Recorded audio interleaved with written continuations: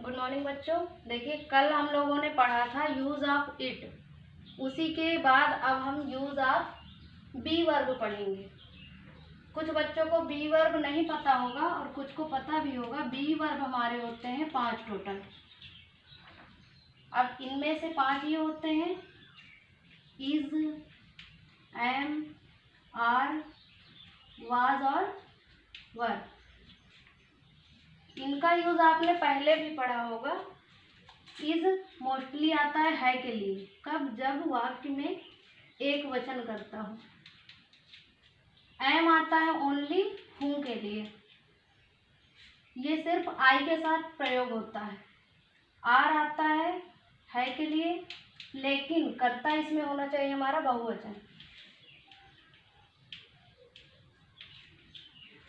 Was था और थी दोनों के लिए यूज किया जाता है और ये भी एक वचन होता है। वेयर का प्रयोग थे के लिए किया जाता है और ये होता है बहुवचन।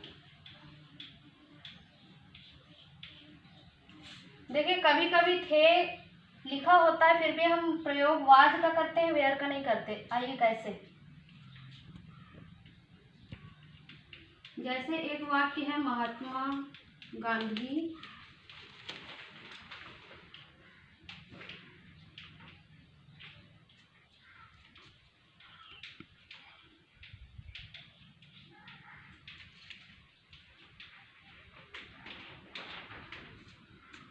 महात्मा गांधी का जन्म 2 अक्टूबर को हुआ था। अब इसमें था लिखा हुआ है, आप जान जाएंगे कि एक वचन है। महात्मा गांधी एक व्यक्ति का नाम है, लेकिन इन्हीं के लिए अगर अगला सेंटेंस हम यूज करेंगे तो उसमें होगा वे बहुत ही महान व्यक्ति थे। अब यहाँ पर लास्ट में थे है।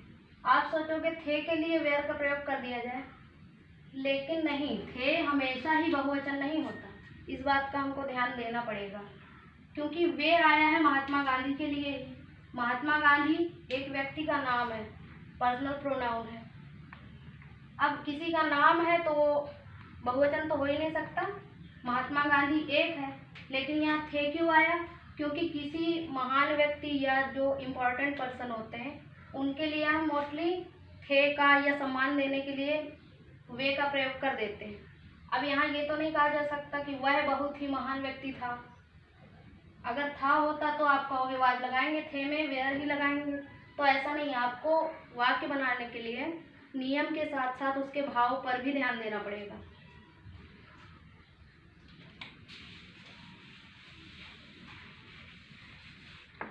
अब देखिए, is, am, are, was, were का प्रयोग होता कैसे है। सबसे पहले सब्जेक्ट प्लस इन सभी को हम बी वर्ब कह सकते हैं। पांचों ना लिखकर बी वर्ब लिख दो। उसके बाद कॉम्प्लीमेंट।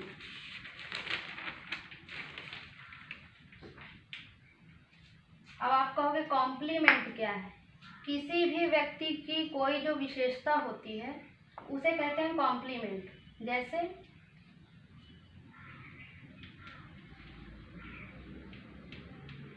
राम अच्छा लड़का है। कौन? राम। हमने पिछले वीडियो में आपको बताया था कि ये सारे नियम प्लस प्लस वाले एक तरफ और हमारा नियम एक तरफ। आपको पता भी होगा, जो रेगुलर स्टूडेंट्स हैं उनको पता होगा। सबसे पहले हमको क्या लगाना है? कर्ता। फिर जाना है बिल्कुल लास्ट में और फिर उल्टा बनाते चले आना है क्रम से। आइए, राम अच्छा लड़का है। कौन? राम। राम हमारे वाक्य का सब्जेक्ट है यानी कर्ता है। यहाँ हमने लिखा राम। कर्ता लगाने के बाद लास्ट में जाइए, लिखा है की इंग्लिश क्या होती है? इज भी होती है, एम भी, सॉरी आर भी होती है। अब राम कै वचन है देख लीजिए, एक वचन है, तो यहाँ आएगा इज।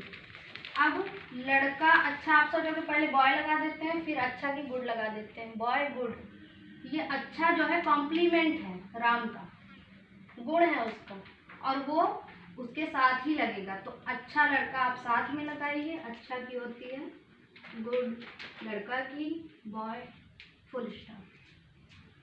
शायद समझ में आया होगा। अगर ना आया हो अगला सेंटेंस देखिए।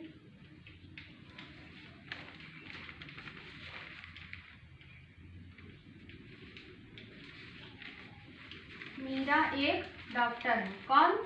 मीरा। वाक्य का हमारे सब्जेक्ट है मीरा। मीरा एक लड़की का नाम है, एक वचन है। अब लास्ट में जाइए, क्या लिखा हुआ है? है के लिए इज। अब हमको यहाँ पर देखना नहीं पड़ेगा इज लगाएं कि आर लगाएं, क्योंकि मीरा एक वचन ही होगा, क्योंकि एक नाम एक ही व्यक्ति का हो सकता है। अब आगे आइए, एक डॉक्टर, एक की आ डॉक्टर, फुल स्टॉप। अब इसी तरह अगर बहुवचन के वाक्य हो,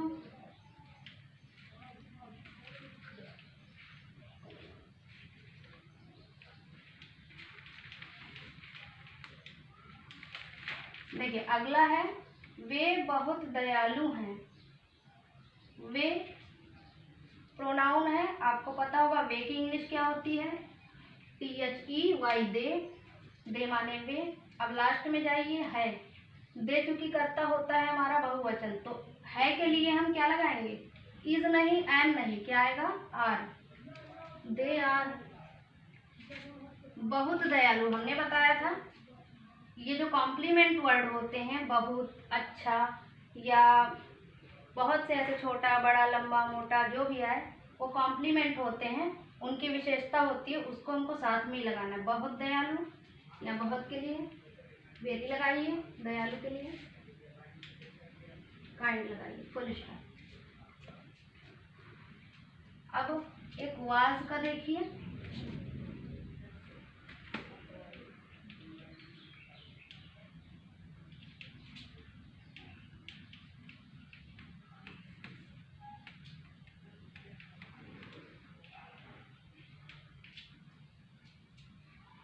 यहाँ बत्तख उड़ रही थी।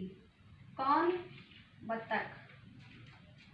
तो आपको पता होगा क्या होती है इसकी मीनिंग?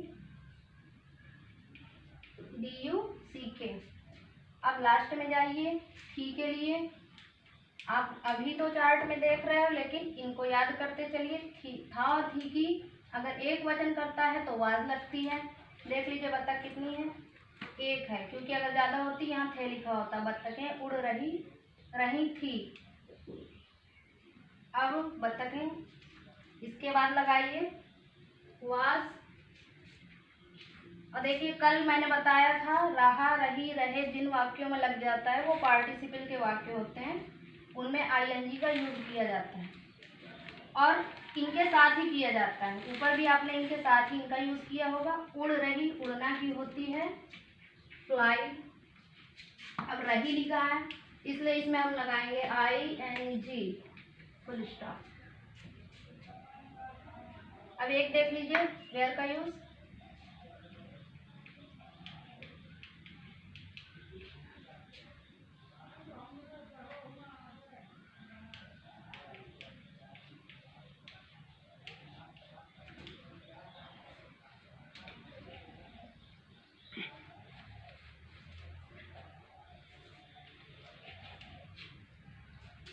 देखिए यहाँ एक वाक्य है, किताबें ज्ञान देती थीं। इस वाक्य में थोड़ा सा ट्विस्ट है, पहले मैं बना देती हूँ, उसके बाद आपको समझाऊंगी। किताबें ज्ञान देती थीं। कौन? किताबें। तो द बुक कर दीजिए। अब यहाँ किताब होता, हम बुक कर देते। किताबें हैं, बुक में S लगा दीजिए, बुक्स हो गया। लास्ट में आइए। अब इस थी के लिए वाज नहीं लगाया जा सकता, क्योंकि हमको ये भी ध्यान देना है कि कर्ता जो है वो एक वचन है या बहुवचन। तो यहाँ पर किताबें हैं बहुवचन, इसलिए वाज नहीं, क्या आएगा? वेयर। अब लास्ट में फिर आइए, देना की होती है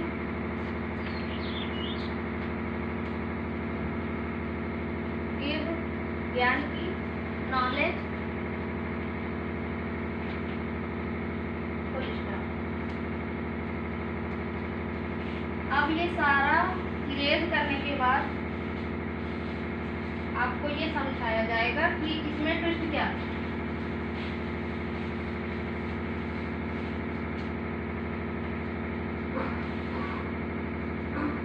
देखिए हमारा वाक्य था किताबें ज्ञान देती थी। किताबें ज्ञान देती थी, तो क्या अब ज्ञान नहीं देती? सोच के देखो, नहीं देती। ऐसे जो वाक्य होते हैं उनमें 3 कंडीशंस होती है। एक होती है हैबिचुअल फैक्ट, दूसरी होती है यूनिवर्सल ट्रुथ,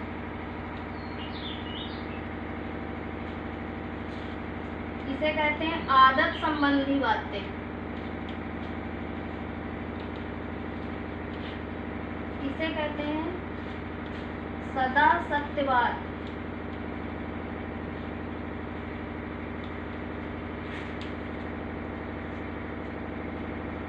अगर ये 2 चीजें किसी वाक्य में आती हैं, चाहे जितना वहां पर था लिखा हो, थी लिखा हो, थे लिखा हो, उसको हमेशा वर्तमान में ही बनाते हैं, प्रेजेंट में ही बनाते हैं। यानी है, यहाँ था तो है, थी तो है, लेकिन उसको हम चेंज कर देंगे है, हूँ, हो में।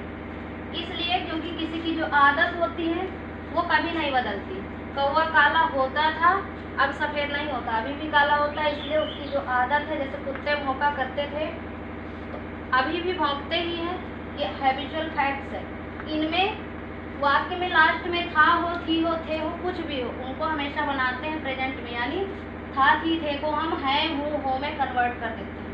यूनिवर्सल ट्रुथ यानी जो सदा सत्य बात है, जिसको झुटलाया नहीं जा सकता। जैसे महात्मा गांधी का जन्म 2 अक्टूबर को हुआ था, तो 2 अक्टूबर को ही हुआ था, उसकी डेट कभी बदलेगी नहीं। और एक होता है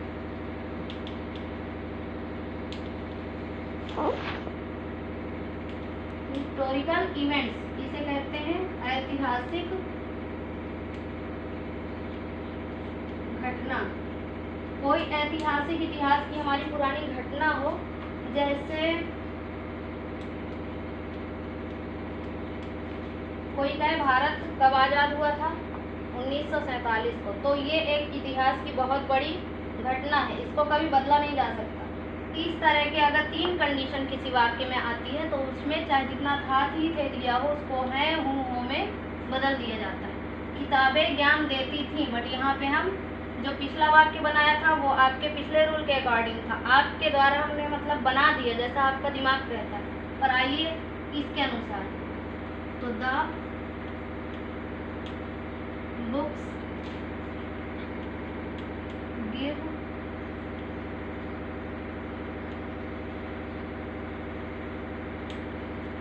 द बुक्स गिव नॉलेज। अगर इस वाक्य को करेक्ट कोई कहे तो जो पिछला वाक्य बना हुआ था वो करेक्ट नहीं था। 5th तक के बच्चों के लिए वही करेक्ट है, लेकिन अगर देखा जाए तो ये वाक्य करेक्ट है और वो इनकरेक्ट है। तो इन चीज़ों को आपको विशेष रूप से ध्यान में रखना है। कुछ ट्रांसलेशन है, आप घर में करिएगा।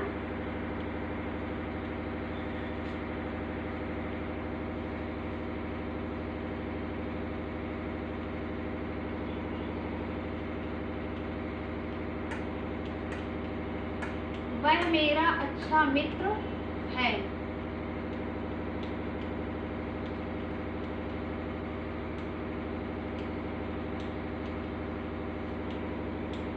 रमेश एक विदूषक है।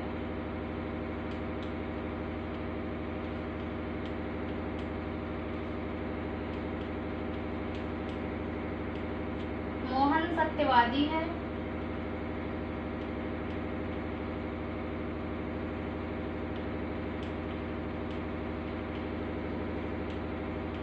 रीता ईमानदार है।